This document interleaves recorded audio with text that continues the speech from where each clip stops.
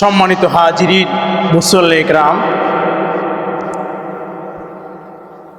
আপনারা সকলে অবগত আছেন যে আমাদের প্রতিবেশী দেশ ভারত, যে দেশকে আমরা অনেকেই বন্ধু দেশ বলে জানতাম, কিন্তু আমি যতটুকু জানি আপনারাও জানেন যে আমাদের বন্ধু দেশ কিন্তু আমাদের স্বার্থ ছাড়া একচুল পরিমাণ আমাদেরকে ভালোবাসে না। স্বার্থ না থাকলে আমাদের বাংলাদেশের প্রতি কোনো কি আক্ষেপ কন, ভালোবাসা কন, আমাদের প্রতি টান কন, কিছুই নেই। আমাদের দেশ থেকে শুধু তারা নেওয়ার জন্য পাগল, আমার দেশকে কিছু দেওয়ার জন্য পাগল না। যেমনি ভাবে আপনারা দেখছেন আমাদের মাননীয় প্রধানমন্ত্রী শেখ হাসিনা ছাত্রদের আন্দোলনের মুখে পলাইতে বাধ্য হয়েছে। উনি কিন্তু আমাদের এই পার্শ্ববর্তী দেশ ভারতে যে গিয়ে অবস্থান করেছেন। আল্লাহর কি মর্জি, আল্লাহ তাআলা ছাড় দেন, ছেড়ে দেন না। আল্লাহ তাআলা কি ছাড় দেন, ছেড়ে দেন না। এরই প্রতিফলন আপনারা দেখতে পাচ্ছেন যে দিল্লিতে সেই জুলুম নির্যাতন মুসলমানদের উপরে স্টিমুলার পদক্ষেপ পদে পদে জ্বালাইতেছিলেন, অত্যাচার করতেছিলেন, মসজিদগুলো ভেঙে ফেলতেছেন, মসজিদের মধ্যে মুসলমানদের নামাজ পড়তে বাধা দিচ্ছেন, ঈদের নামাজ পড়তে দেন না, জুমার নামাজ পড়তে দেন না, কুরবানি করতে দেন না। দিনের কোনো কাজ মুসলমান দ্বারা নিজের মতো করে করতে পারেন না। তারই প্রেক্ষাপটে এক কথায় ভারতবর্ষের কোনো মুসলমান মানুষ শান্তিতে বাস করতে পারতেছে না। সেই প্রেক্ষিতেই কিন্তু ভারতে আন্দোলন শুরু হয়ে গেছে। ছাত্রদের আন্দোলন, মুদি হটাও আন্দোলন, ছাত্রদের আন্দোলন, আজাদি আন্দোলন, ছাত্রদের আন্দোলন, জুলুম বাসকে সরায় দাও আন্দোলন। এক কথায় যে কারো প্রতি জুলুম করবে, জুলুমের মাত্রা যখন একেবারেই বেশি হয়ে যাবে, আল্লাহ তাআলা তখন ওই জাতির উপরে সাহায্য আল্লাহ তাআলা নিজ থেকেই করবেন। বাংলাদেশের মুসলমানের প্রতিও আমাদের আগের সরকার শেখ হাসিনা সরকার অত্যাধিক জুলুম নির্যাতন করেছিল। এমন কথাই বলেছিল যে আমাকে কেউ এই বাংলাদেশের ক্ষমতা ছিনিয়ে নিতে পারবে না, আমি দীর্ঘদিন থেকে যাব, আমার থেকে ক্ষমতা নেওয়ার মতো কেউ নাই। আল্লাহ তাআলা সেই মুহূর্তেই কিন্তু তার থেকে ক্ষমতা ছিনিয়ে নিয়েছে।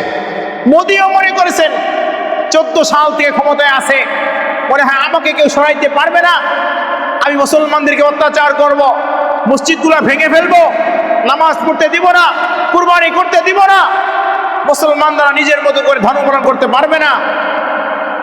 আল্লাহ তাআলা কয়, জুলুম করতেছ, কতটুকু করবা করো, আমি আল্লাহ তাআলা জুলুম যখন তোমার অত্যাধিক বেড়ে যাবে, আমি আল্লাহ তাআলা তোমাকে আর জুলুম করা বন্ধ করে দিব। আজ দেখেন মোদী সরকার কিন্তু ছাত্রদের আন্দোলনের মুখে পড়ে গেছে। এখন রাতের আধারে লাইভে এসে বলে যে তোমাদের আন্দোলন, তোমাদের দাবি মেনে নেওয়া হবে, তোমরা আন্দোলন বন্ধ করো। কিন্তু ছাত্ররা কিন্তু আন্দোলন বন্ধ করে নাই। আমার মনে হয় যে এই আন্দোলনের মধ্য দিয়েই মোদী সরকারের পতন হয়ে যাবে, ইসলামের বিজয় হয়ে যাবে। আর অত্যন্ত আনন্দের বিষয়, আল্লাহ তাআলা মানুষ সৃষ্টি করেছেন আশরাফুল মাখলুকাত, সৃষ্টির সেরা জাতি। এই জাতির মধ্যে অনেকগুলা মানুষের মধ্যে শয়তান ধোঁকা দিয়ে দিয়ে মানুষদেরকে মত পার্থক্য করে দিয়েছেন। কেউ হিন্দু ধর্ম পালন করে, কেউ বৌদ্ধ, কেউ খ্রিস্টান, কেউ নাসারা, বিভিন্ন ধর্মের পথ এই শয়তান দেখিয়েছেন। শয়তান দুই প্রকার, নফস শয়তান, মানুষ শয়তান, প্রকৃত শয়তান।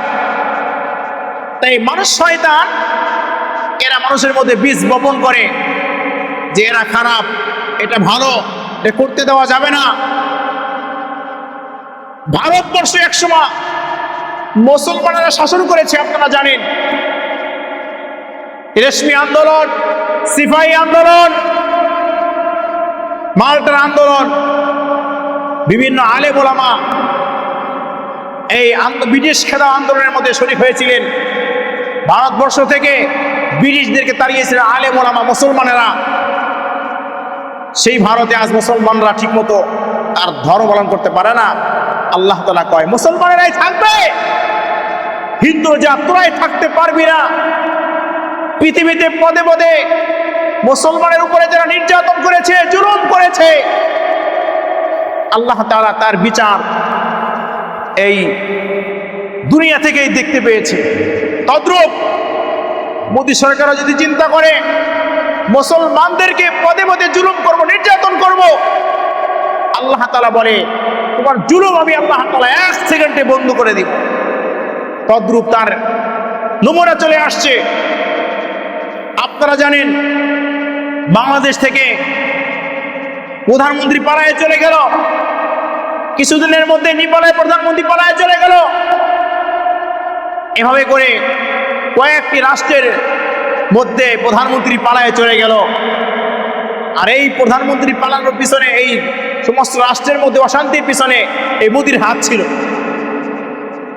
মোদির হাত ছিল। বাংলাদেশের মধ্যেও নির্যাতন করার পিছনে মোদির হাত ছিল, নেপালেও হাত ছিল। তদ্রূপ আজ কিন্তু তার গদি ঠিক নাই।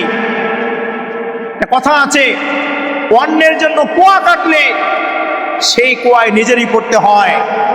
তদ্রূপ মোদী সরকার যদি সচেতন না হয়ে যায়, নরেন্দ্র মোদী যদি নিজের ভুল বুঝতে না পারে, জুলুম করতে শুরু করে, আল্লাহ তাআলা একজন আছেন, ছাড় দেন, ছেড়ে দেন না।